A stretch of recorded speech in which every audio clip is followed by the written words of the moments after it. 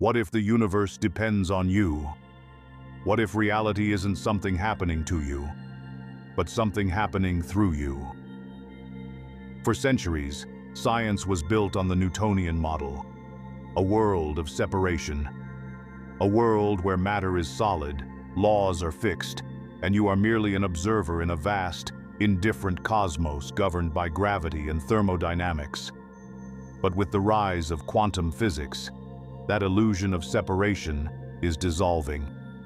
What mystics and sages taught thousands of years ago, from Hermes Trismegistus to the ancient Vedas, is now echoing in modern science. As above, so below. As within, so without. The universe, it turns out, might be less a machine and more a mirror. A vast, holographic field of consciousness that reflects back what is projected into it. The holographic mirror of consciousness. Quantum physics reveals that the observer doesn't simply watch reality unfold. The act of observation shapes what is seen. Reality behaves differently when it is being watched. So, what if life itself is not fixed, but fluid? A canvas constantly being painted by the colors of your thoughts, emotions, and beliefs. Mystics knew this long before science confirmed it. Hermes taught that the universe is a living mind, and what we call reality is its dream. Neville Goddard later described this as thinking fourth-dimensionally, where every possible version of your life already exists in higher dimensions, waiting for your consciousness to choose which timeline to translate into form. The field of infinite possibility. In quantum physics, Dr. Joe Dispenza speaks of the quantum field, an infinite sea of potential containing all versions of reality. In Hermetic philosophy, this is called the All, the boundless mind of creation. Everything you could ever experience already exists as possibility within this field. So what determines which version of reality you live in? Not time. Because time, as we know it, is only a construct of the three-dimensional world. In higher dimensions, everything already is. The version of you that is abundant, peaceful, free, already exists, just as the version that is stuck or afraid does. Which one you experience depends entirely on your state of being, your habitual thoughts, emotions, and assumptions about who you are. From separation to unity. The Newtonian view said you and the universe are separate, but quantum understanding and spiritual wisdom tell us the opposite. The universe responds to the vibration you radiate. Like a mirror, it reflects back the image you hold within. If you frown into a mirror, it cannot show you a smile. The reflection always obeys the expression. Your world, then, is that mirror. If your inner state is rooted in lack, fear, or frustration, your external world must reflect that. When you embody love, gratitude, and confidence, the reflection inevitably changes. Though in linear time, it appears delayed. The mirror of the infinite has no will of its own. It simply reflects your consciousness. Why the all depends on you.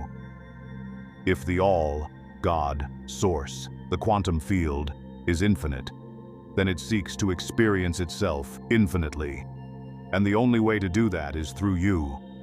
Your individuality, your choices, your perception. These are how the universe expands. Your freedom to choose ensures that every moment of creation is authentic. If the mirror forced its reflection, the experience would no longer be real. So the all limits itself, forgets its infinity, to experience being you, right here, right now. That veil of forgetfulness allows the game to feel real. Like putting on a VR headset, you forget who you truly are so that every emotion, every victory, and every challenge feels genuine. This is why life can seem cruel or chaotic, because we mistake the game for the player. You are the mirror's source. When we suffer, we often ask, why would God allow this? But God is not separate from you. God is you, experiencing itself through you. You are not being punished by life. You are watching your consciousness reflected back at you. Act frantic in front of the mirror, and you will see chaos. Act calm and loving, and that is what the world becomes. The universe is not against you. It is obedient to you. The shift. Within years ago, I too felt trapped, stuck in a job I disliked, yearning for freedom. And then I found the works of Neville Goddard. I realized I wasn't being tested by some distant deity. I was being shown my own reflection. The world wasn't against me. It was faithfully mirroring my belief that I was stuck. When I began to assume the consciousness of freedom, not hoping for it, but being it, the mirror changed. I didn't move to a new place. I simply noticed the abundance already surrounding me. I had lived for a year beside a free gym I never used, because I believed I had no freedom. The gym didn't change. I did. When I changed my state, freedom revealed itself in everything around me. Acres of diamonds. Russell Conwell told the story of a man who sold his farm to search for diamonds, only for the new owner to discover an entire field of them buried in the same soil. The man had been standing on his fortune all along, and so are we. Your reflection is waiting for you to recognize yourself as its source. You are the observer and the observed, the dreamer and the dream. The universe depends on your light to know itself. Smile into the mirror of infinity, and, after some time, it must smile back. Because it was never separate from you at all. Like and subscribe for more universal knowledge.